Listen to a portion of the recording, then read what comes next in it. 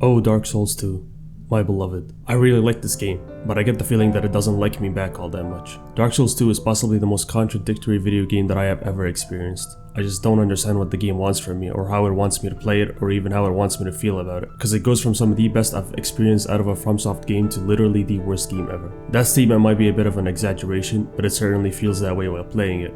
I went into this thinking that I wasn't gonna like it, since the vast majority of the community shuns this game like it's the illegitimate child of Miyazaki himself. But then I found myself rolling credits on a game I expected to only dip my toes into. A game that grew more and more frustrating the more I played, yet I finished it.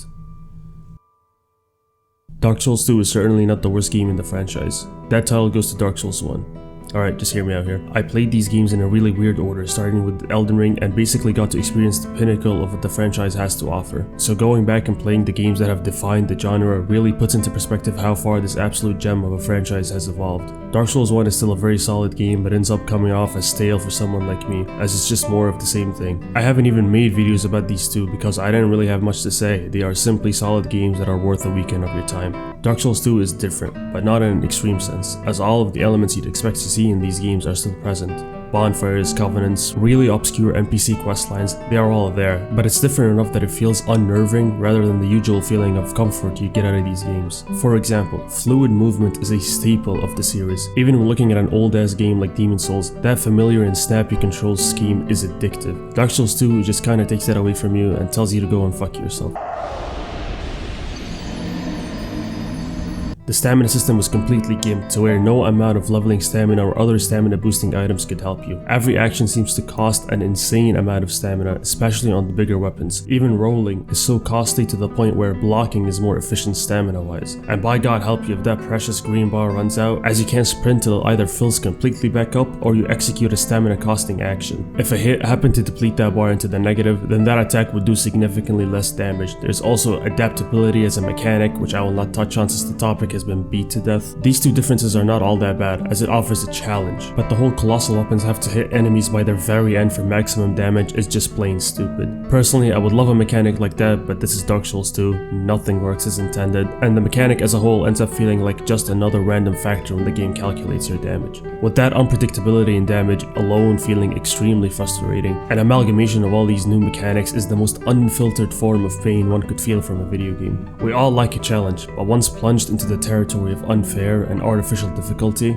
I don't really like that. Keep in mind I am playing the remastered version of the game. I shudder at the thought of how much worse the original game was, and believe it or not, I actually don't mind all these new additions, at least in the first half of the game. Yes, this game also suffers from the first half, second half problem as every other entry in the series. I'm convinced they have a kink for it by now. The first half is easily this game's best, as I feel that all of the changes they have made to the game actually make sense. The levels are designed in a way where caution is the most optimal way of carving out a path, and I quite like it. I am used to running past all the extras, rushing to the end of the level as you don't need to engage with any of the enemies to make any progress. Dark Souls 2 forces you to engage with all of its content as the enemies are an actual threat. Most of my deaths came from getting overwhelmed by the sheer number of enemies, after fall damage and jumping off the map of course.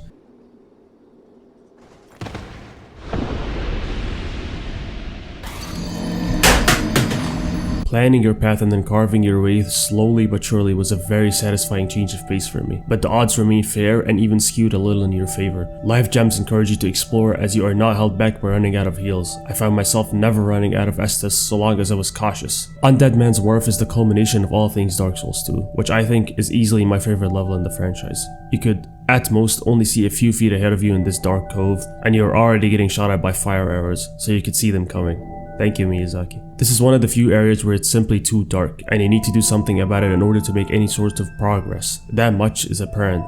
So you either die or backtrack and grab a torch, then proceed to methodically find your way through this dungeon. Vision is very limited and you cannot afford to make hasty mistakes, as that'll set you back to the very beginning and you'd have to start over. Being vigilant is easily the most rewarding aspect about Undead Man's Wharf. If you explore enough, you'd find a friendly hollow that is willing to hold a torch for you along your journey, so you'd be able to free the other hand from holding one. There's also this big ass chandelier that you could light up and make this area much easier. This enemy type is quite tough, especially this early into the game, but is afraid of light and will cower back in fear if you have lit the chandelier, and all of this is the direct reward of being patient and observant.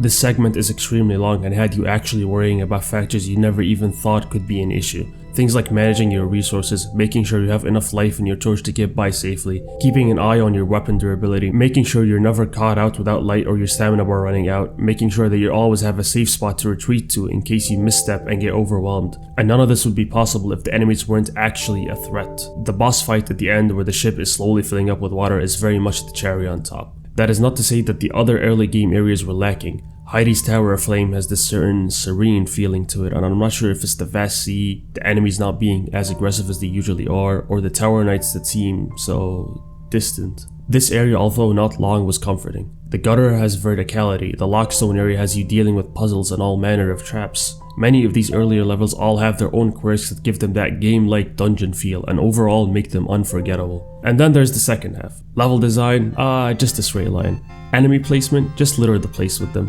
Balance, just all the health in the world, damage, and they could spot you from across the level. God, this game, man. There is simply no way these two levels were made by the same person, because on one hand you have actual peak, and on the other, Lost Izalith. 2. That fresh breath of uniqueness and very apparent amount of thought present in the earlier levels is nowhere to be found, only to be replaced by the sloppiest of slop. Ew, sloppy. Another example of this is the crazy ass boss run in the DLC, all of the aforementioned goofy ass design choices, in addition to being slowed down by enemies that are out of your range. I can't fucking compete! Alright, look, in theory it's possible to clear this cave out, but your dick gotta be like a minimum of 13 inches. And let me be real here, I ain't doing all that. Then after every failed attempt, followed by another, you are rewarded by facing off against the same boss which you fought earlier in the base game. But hey, he's blue this time. You can't keep getting away with this. This contradiction in how they chose to flesh out the rest of the game as opposed to what the game does best is Dark Souls 2's biggest shortcoming. There's the Ancient Dragon area, which does count as part of the second half, which is actually pretty good, but the game decided to mess with my resolution and give me a throwaway recording, which after fixing gave me a PowerPoint presentation of a recording, which I don't know, thank you Miyazaki. Which, to be fair, I should have checked my recording, but nonetheless, the game does suffer from technical issues, where enemies cannot properly pathfind to you, the expected peak DS2 hitbox, and the boss's main weakness being, you ready for this?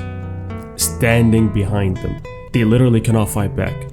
Bosses are quite lacking in this game, as getting to them is significantly harder than actually beating them. I even fought a boss in a poison swamp since healing is not an issue, but then found out later that there was an option for making the fight even easier by giving yourself a platform to fight on. Enemies and bosses all have the same moveset, a lunge, a chain attack, 1, 2 or 3 attacks at most, and then if it's a real oh so challenging fight, they'll have a range attack or a jumping attack which they are likely to miss. This coupled with an inflated ass health bar make for some of the most boring fights I've had in a while. The boss at the end of each level feels more like a rite of passage more than anything else. They just kind of fold and are very much a non-issue. This feeling is even worse when you consider the fact that this game has more bosses stuffed into it than any of the other games by quite a margin. Every other fight is just some dude in armor, which don't get me wrong, I fuck with that gender heavy, but it does get old pretty quickly when there are like 20 of them. Case in point, Dark Souls 2 was almost my favorite game in the franchise, but it just can't help contradicting itself at every turn. It is constantly at odds with what it had set out to do and then what it actually ended up doing.